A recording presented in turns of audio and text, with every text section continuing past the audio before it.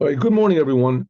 If you remember, last time we almost finished this essay. It's really a Hasidic discourse that was written down, but and it talked about the difference between Leah and Rachel. And Leah and Rachel, we say there were two people. They were the daughters of Lavan, and Lavan was a bad guy.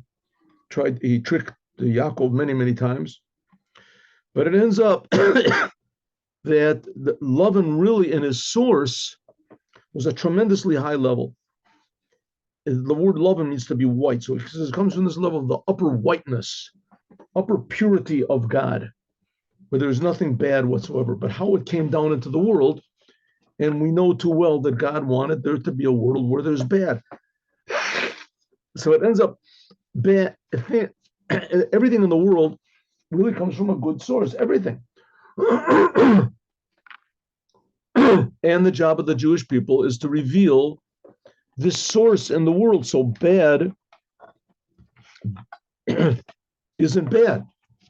What's the difference between bad and good? Bad is something that's apparently separate from God, independent of God. And that's where ego comes from. That's where the sin of the tree of knowledge came from. God said one thing, and Adam said, I want to do a different thing. That's basically where all the religions of the world come from. Right? God said one thing. He spoke on Mount Sinai, gave the Torah to the Jews, but all the other religions, they want to do their own thing. They have their own. And that's the way God created the world, that people would have this urge to do what they wanted to. But the Jewish people are here to fix it up. And that's the idea of Yaakov marrying Rachel and Leah. This is Rachel and Leah. Those are two aspects of revealing God in the world, revealing the Creator in His creation, to fix everything up. Leah is the aspect of thought, spiritual, being more spiritual. And Rachel is the revelation of the spiritual in the physical world. So let's take a simple example. Commandments. Commandments. The Jewish religion has commandments in it. The only religion in the world that has commandments. What are commandments? Commandments are direct orders of God's will, God's wisdom manifested in the world.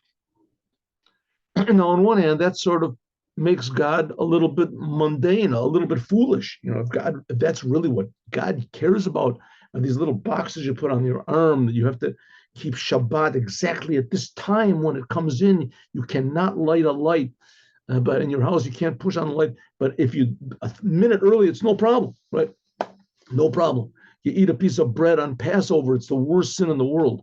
You eat a piece of bread on any other day in the week, it's no big deal. You eat a piece of bread on the other holidays, it's a big commandment to make a meal. That's really what your God cares about? The answer is yes. So that's the idea of Rachel. Rachel is manifesting God's will in the physical world. And Leah is the spiritual world. Leah is the spiritual world. Okay, so it says that Yaakov loved Rachel more than Leah. And even more, Leah was hated. And we said why? Because in the time, for instance, in the time when there was a holy temple and God was revealed in the world, so that was the level of Rachel and Leah, but mainly the main thing was Rachel. Rachel was revealed in the world, the physical manifestation of God's will and God's wisdom in the commandments. It was in the world, and that made the whole world a different place. Whole world a different place. Everybody knew there was God. And like I said before, people still had free will, and it still felt good to do sins, and people worshiped idols. And Jewish people liked to worship idols. Right? They had the two golden calves and etc. Okay. But nevertheless, Rachel was revealed in the world. God's manifestation was in the world. In the physical world, there was a physical holy temple. There was a physical, and no one said, oh, what do you need those physical things for? Everyone knew that this was what God really wants. Namely, God is creating the world. There's nothing more physical than that. But you don't see it or feel it until there's the physical manifestation of this in the world. Okay. Well, since the temple was destroyed, as nowadays we don't have that same revelation of God in the world. When we do commandments, we don't feel its godliness like they did in the time of the Holy Temple. But we do have in the world now the spiritual aspect of what a Jew is. The spiritual aspect of the Jew. Like, for instance, now we see in Israel with this weird situation there is in Israel. So there's hundreds, thousands, hopefully it'll be in the whole entire world, of Jews that suddenly wake up to, hey, I'm a Jew. They don't connect it with Torah. They don't connect it with commandments. They just connect it to the spiritual. I'm a Jew. I'm connected to God. These people, these Hamas and the people who support them, they just love evil. They just love death. They just love destruction and confusion. Right? That's what they worship. That's what they want. And I don't worship that. I worship life. And why worship life? What's wrong? Here you have all these masses in the streets. There's 300,000. What is it? I saw a march in London. There's like 300,000 people in the street for Hamas. How many Jews are there in all of England? I don't know if there's that many Jews all in England. In their houses, cowering in their houses. How many Jews are there in England? I don't know. There's 1 million Jews in England. I don't think so. Could be. In any case, there was a significant number of people out on the street, and that the Jews didn't. The Jews were outnumbered, at least in London. For sure, they were outnumbered, and that's what the march was. And then all these people. So all of a sudden, Jews started to realize, hey, wow, I'm a Jew. What does it mean I'm a Jew? He doesn't do Torah, doesn't do commandments, doesn't keep Shabbat, doesn't do anything. But he realizes, hey, I'm a Jew. That's Leah. That's Leah. Leah is the spiritual aspect now is more revealed. But it's revealed in a spiritual way. And that's not the goal of Judaism. He says to Rebbe, here's another time when they made the mistake. Here, look at this. That's what we're learning today. Ayan Mashkatu, look what it says about Tovaha or it's Ma'od Ma'od. There was a story similar like this that stressed the difference between Leah and Rachel in a very shocking story that's written in the Torah about the Jews when they left Egypt shortly after they received the Torah. As God said, okay, here you go, guys. You did the sin of the golden calf, but I'm forgiving you. Go into the land of Israel and settle the land of Israel. And the Jewish people said, no, we don't want to do it. We want to stay in the desert. So Moses said, what? He said, no, listen, Moses, you know what? Send some spies, send some scouts to survey the land. They came back and they said there's giant people living there. The people said, no, we're staying in the desert. So it's explained in Chassidut that the reason that they wanted to stay in the desert wasn't so much because they were afraid of the big people there. They were afraid that the big people and the giants or whatever it was that would, along with everything else in the land of Israel, would demand from them to be more physical. They would have to plow, they would have to plant, they would have to build houses, they would have to work. And here in the desert, they had all those things for free. In the desert, they knew God existed. There was no doubt. They were getting bread from heaven. They were getting water from a rock. God was surrounding them with clouds. Their clothes were being renewed all the time. They had no enemies. The clouds, it says, kept away all the enemies. So they were in wonderful state. It says, and that's why they wanted to stay in the desert. That's what it says. And Moses came back, and I'm sorry that Moses sent these spies, these scouts, and two of them came back, Joshua and Caleb, and they said, Tova ha'oretz ma'od ma'od, the land of Israel is very, very good. Don't stay in the desert. The desert is good, but the land of Israel is very, very good. The Inyan Dora Midbar, the whole idea of the generation that was in the desert, Leah, that was like the level of Leah, Olam HaMachshava, the world of thought. Everyone felt that they were Jews and they felt the spirituality intense in the desert. But Tanu and those people in the desert said, why do we have to go into the physical world, into the world of speech? It's called the world of action in this case, in Israel. This is the lowest aspect of God. Eretz Tatoa, the lower land. Malchut is the lowest aspect of God. Why do we have to go there? The Kayim mitzvahs, to do regular commandments. But dibur u'maisa, speaking and in action. Why should we go there to put on tefillin and do these physical things, build a holy temple over there in Israel? Here we have in the desert, we've got a tabernacle. True, it's not as permanent as it was in Israel, but it was still, we have the sacrifices. Hello, the Efshel L'Kayim, you can do all the commandments, the Torah commandments, and spiritual. By means of thought. They wanted to stay in the desert to be in the pure world. Something like the soul before it comes into the body. It knows that there's God, living in a pure world. That's not what God wants. But be'emes, really, it was a big mistake. The aliyah de dibur, by means of speech, indeed, davka nimshach is drawn down, the revelation of God, biyoter seit, even more, la'ain case without any end. He notes, so from b'techilatom, because where is God's essence revealed? In the end. The end is found in the beginning. In other words, when God created the world, what did he want? He wanted the physical world. And all these spiritual worlds are just a preparation.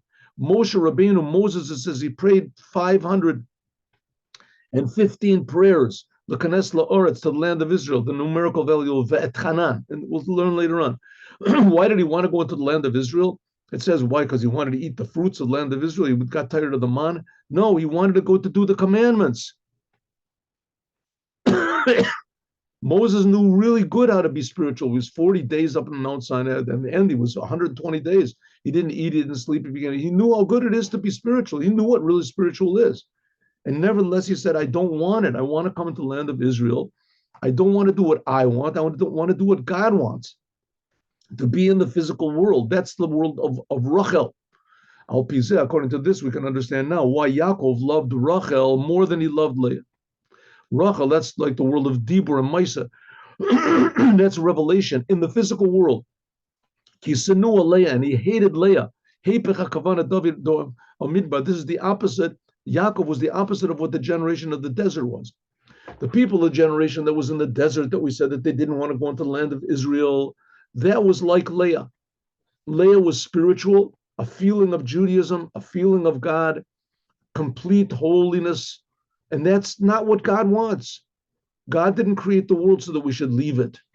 God created the world because he wants us to fix up the world. It's difficult. It's not very spiritual. It's not very holy. It has seemingly nothing to do with Judaism. You're going to put on boxes on your arm, things like, what's it got to do with God? So that's exactly what God wants. That's the point. Not to do what you want, to do what God wants. And that's the world of Leah. Of Rachel, I'm sorry, Rachel. But sorry, we have to understand. If so, we have to understand what it says about Leah. Leah said, "Hapam yilaveh ishi alai." It says that when Levi was born, so it says that Rachel, they knew they had Ruach HaKodesh, the mothers of Judaism. They had Ruach HaKodesh. They knew there were going to be 4 wives. And they knew that Yaakov was going to have 12 children. So as soon as Leah had the 3rd child, which was Levi, so she said, now I've filled my part. I've done my part. Right? I've done my part. And now my husband will yilaveh, Levi, he will join me. He will join me. I have fulfilled my mission in the world. I've done my quarter of the job. One-fourth of the Jewish people are now mine. My responsibility I fulfill. Now my husband will join me. Davka with Levi. Now we just finished explaining over here that Levi was the example of being removed from the world. It says like Moses was, he couldn't speak. It was hard, he had a speech impediment because he couldn't bring himself into the world. The whole thing of Leah was all the spiritual worlds that we just said. And Levi demonstrated that more than anyone else. So why is it that when she gave birth to Levi, she said, now my husband's going to be happy. He's going to be with me. Her husband was Yaakov. Her husband, he wanted to be revealed in the physical world, not like Levi. That's why he wanted Rachel. Levi was like the example of Leah, spiritual.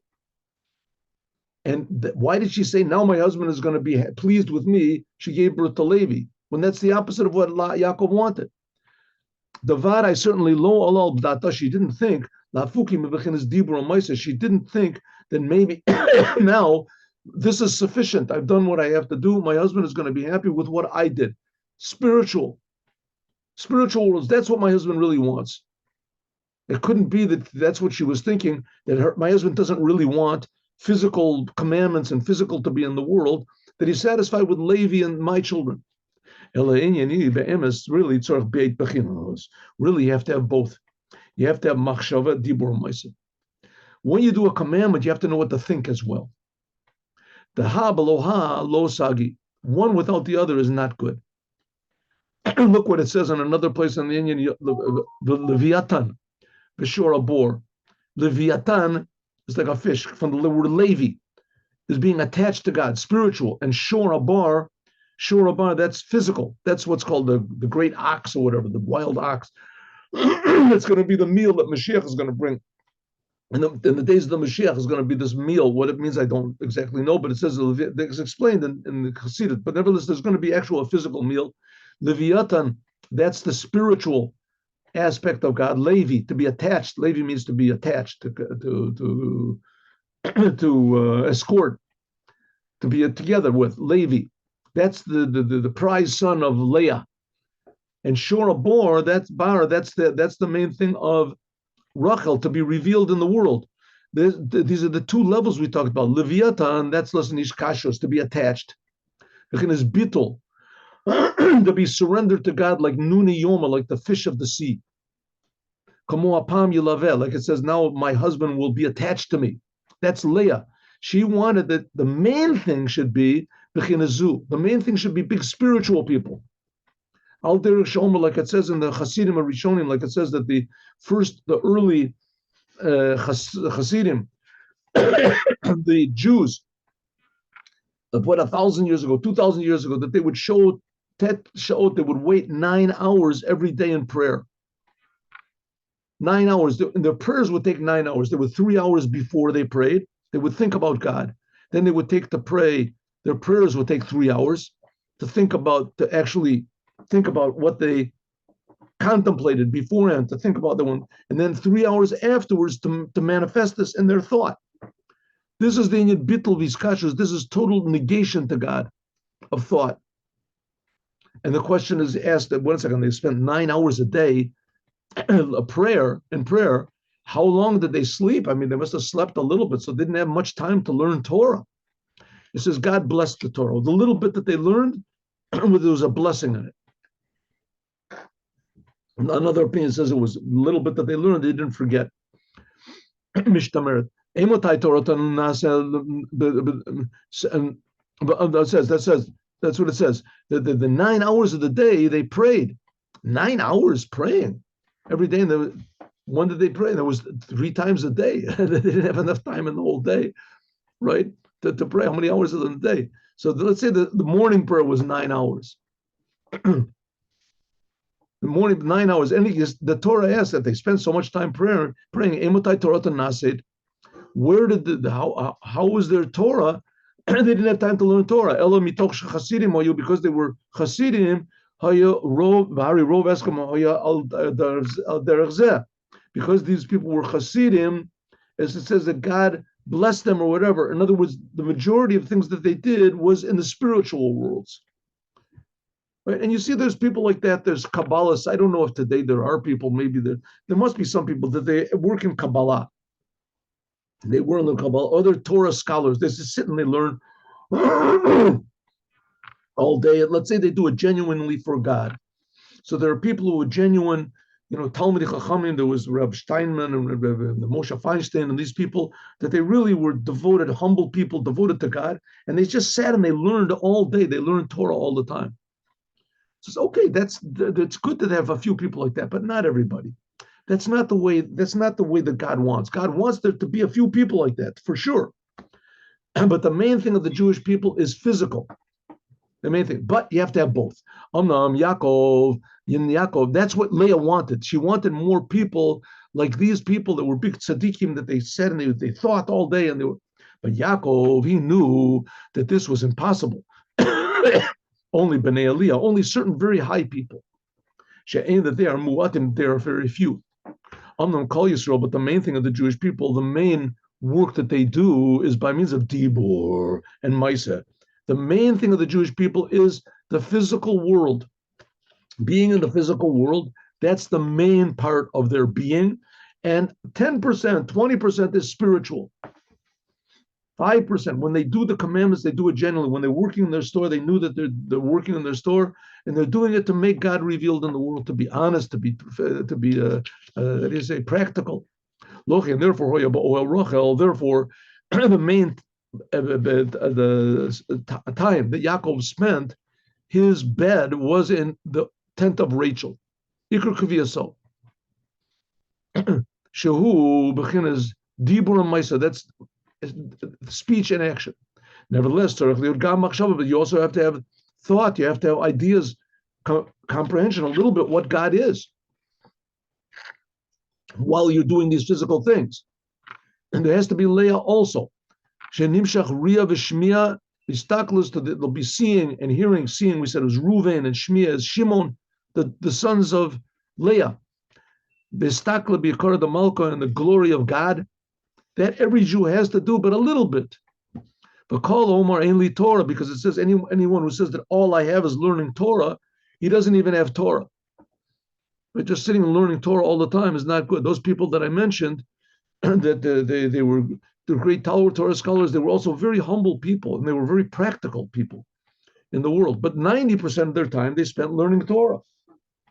That's not the way that the majority of the Jews are supposed to be. The majority of the Jews are supposed to be that 90% is spent in the world doing commandments, and 10% is spent 20%, 30% is sitting learning Torah and thinking about the ideas of what God is. And that's called running, going closer to God. That's like Leah, to be close to God. And Shov means coming back to the world. Sometimes it's exactly the opposite. Rak, then we can see that really this world is a godly, holy place when you have both of them. So it has to be both Rachel and Leah. And that's what the Lubavitcher Rebbe stressed very much. And what Hasidut Chabad stresses in general very, very much, is that the main thing nowadays is you have to understand the deepest ideas in God. That's what Hasidut is, to understand godliness and all these sphirot and all the upper worlds. But that should be only a small portion. The main portion should be going out and awakening other Jews just to the fact that they're Jews. Just even to put tefillin on a Jew, a physical thing, not to explain to him anything. You're Jewish, yes, put on tefillin. That's the level of Rachel. And eventually that it will reveal both of them in the world, Rachel, which is the doing what God wants, and Leah, which is understanding and having a comprehension and appreciation of the God that wants it. God wants it. That's what we have to do, and that's what we have power to do both. Now let's see how much we can do the Yom Yom, the Dvar Malchut.